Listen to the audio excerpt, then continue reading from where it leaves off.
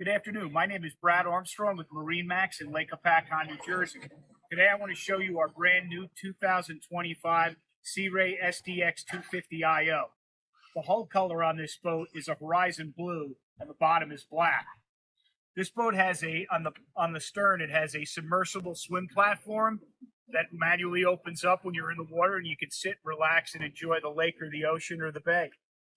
The color of the furniture is stone gray, and the sea decking is a gray. It has a white tower with panel accents, and it comes with a bimini top that comes off the tower. The tower also features 2 speakers. The boat has a Fusion audio head that is upgraded, and it comes with a Simrad navigation system.